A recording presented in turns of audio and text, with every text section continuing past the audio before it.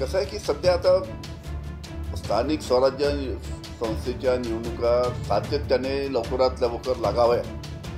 नगरपालिकेला निवडून आलेले प्रतिनिधी नाही, महानगरपालिकेला निवडून आलेले प्रतिनिधी नाही, जिल्हा परिषद पंचायत समितीला निवडून आलेले प्रतिनिधी नाही. आणि अशा पद्धतीनं लवकरात लवकर स्थानिक स्वराज्य संस्थेच्या जर निवडणुका लागल्या तर निवडून आलेले तिथे अध्यक्ष, उपाध्यक्ष, सभापती हे सर्व तिथे राहतील आणि चांगल्या पद्धतीनं लोकांच्या प्रश्नाकडे लक्ष देऊन काम करू शकतील. पण गेल्या 3-4 वर्षापासून निवडणुका नाही, त्यामुळे लवकरात लवकर निवडणुका लागाव्या अशी सर्व जनतेची इच्छा आहे. आणि त्याच्यामुळे राज्य शासनाने याच्या बाबतीत पावलं उचलून लवकरात लवकर निवडणुका लागल्या तर मग कशा पद्धतीनं पुढे सर्व पक्षाची कशी भूमिका राहील या बाबतीत काँग्रेस, राष्ट्रवादी आणि शिवसेना एकत्र बसून चर्चा करून निर्णय घेतील. आणि त्या पद्धतीने आम्ही या स्थानिक स्वराज्य संस्थेच्या निवडणुकीमध्ये येत आहोत. बीडची घटना असो, बीडच्या घटनेमध्ये जो कोणी दोषी असेल, ज्या पद्धतीनं त्या सरपंचाची हत्या करण्यात आली, अमानुष पद्धतीनं त्याला मारून त्याची हत्या केली, जो कोणी दोषी असेल त्याच्यावर लवकरात लवकर कारवाई झाली पाहिजे बीडच्या बाबतीत. आणि परभणीच्या बाबतीत सुद्धा ज्या पद्धतीने एक आंबेडकरी कार्यकर्ता, सुशिक्षित कार्यकर्ता, त्याला पोलीस कोठडीमध्ये ज्या पद्धतीनं अमानुष पद्धतीनं मारून त्याची सुद्धा हत्या करण्यात आली. मला अतिशय दुःख आहे की या विधानसभेच्या या नागपूरच्या अधिवेशनामध्ये राज्य शासनाच्या माध्यमातून सांगण्यात आलं की सोमनाथ सूर्यवंशीवर कोणत्या पद्धतीनं पोलिसांनी तिथे त्याला मारहाण केली नाही. पण जे काही रिपोर्ट संपून येत आहेत, मेडिकल रिपोर्ट संपून येत आहेत, त्यामुळे सहज दिसतं ते की याच्यामध्ये त्याला मारहाण केल्यामुळेच त्याचा तो मृत्युमुखी पडलेला आहे. त्याच्यामुळे याच्या बाबतीत सुद्धा मोठ्या प्रमाणात लोकांची अतिशय तीव्र भावना आहेत. अनेक ठिकाणी याचे मोर्चे निघाले. कालच आमच्या काटोलमध्ये सुद्धा एक मोठा जवळजवळ 4-5 हजार लोकांचा सुद्धा मोर्चा निघाला. त्यामुळे अशा पद्धतीच्या घटना होत आहेत. कल्याण असो, बीड असो, परभणी असो, सातत्याने या घटना घडत आहेत. पोलिसांवरचा वचक राहिला की नाही अशा पद्धतीचा प्रश्न त्या निमित्तानं निर्माण झालेला आहे.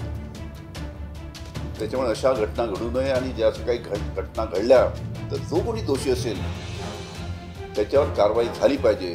त्या पद्धतीनं राज्य शासनाने आणि गृहमंत्र्यांनी पुढील आपले पाऊल उचलले. आता ज्या काही तिथल्या गोष्टी, तिथले जे आमदार आहेत, संदीप क्षीरसागर किंवा दुसरे जे आमदार आहेत दस या जिल्ह्यातले, सातत्याने त्यांना जास्ती तिथली माहिती आहे, त्यांनी सातत्याने ते प्रश्न मांडतायत. त्याच्यामुळे राज्य शासनाने याच्या बाबतीत पावलं उचलली पाहिजे. लोकांची एकच भावना दिसते की जो कोणी दोषी असेल त्याच्यावर कारवाई झाली पाहिजे. तिला सोयाबीनपासून सुरुवात झाली. सोयाबीन शेतकऱ्यांनी बाजारात आणल्यानंतर सोयाबीनचे भाव 3200 पासून सुरुवात झाली, 3200. आणि सातत्याने शेतकरी त्यामुळे अडचणीत आला. सोयाबीन जात नाही, नंतर कापूस बाजारात आला, कापसाला सुद्धा भाव नाही आहे. आता तुरीच्या बाबतीत सुद्धा अशाच पद्धतीची परिस्थिती आहे. तुरीचे सुद्धा भाव अतिशय खालती आलेले आहेत. त्याच्यामुळे पहिलेच शेतकरी अतिशय आर्थिक अडचणीत आहे. आणि अशा वेळेस त्याच्या सोयाबीनला भाव नसेल, त्याच्या कापसाला भाव नसेल, त्याच्या तुरीला भाव नसेल, त्याच्या कांद्याला भाव नसेल, त्याच्या धानाला भाव नसेल, तर त्याच्यामुळे एक प्रकारची तीव्र भावना महाराष्ट्रातली शेतकऱ्यांमध्ये आहे. त्यामुळे राज्य शासनाने याच्या बाबतीत पावलं उचलली पाहिजे.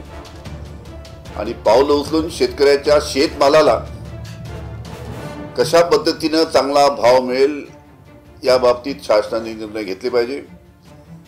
त्याचबरोबर संत्रा आणि मोसंबीची सुद्धा गेल्या 2-3 वर्षापासून अतिशय त्याला कमी दर मिळत आहेत. त्या बाबतीत सुद्धा राज्य शासनाने लक्ष घातलं पाहिजे. आणि सर्वात महत्त्वाची गोष्ट म्हणजे की विधानसभेच्या निवडणुकीच्या काळामध्ये भारतीय जनता पार्टीच्या नेत्यांनी आश्वासन दिलं होतं की आम्ही शेतकऱ्यांना कर्जमाफी देऊ.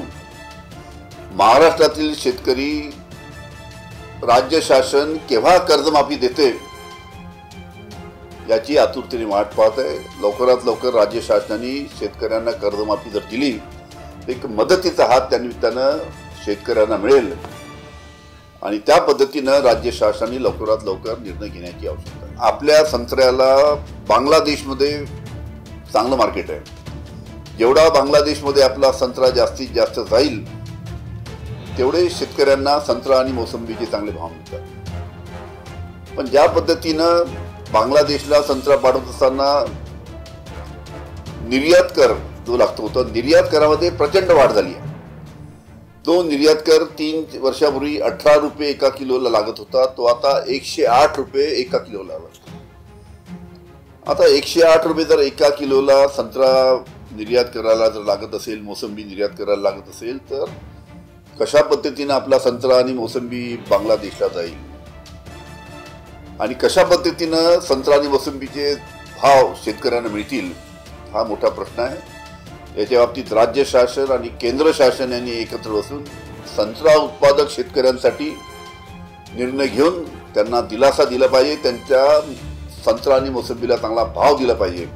नाहीतर मोठ्या प्रमाणात परत विदर्भामध्ये सोयाबीनच्या पायी, कापसाच्या पायी आणि त्याचबरोबर संत्रा मोसंबीच्या पायी आत्महत्या वाढल्याशिवाय राहणार नाही, अशा प्रकारची परिस्थिती आहे.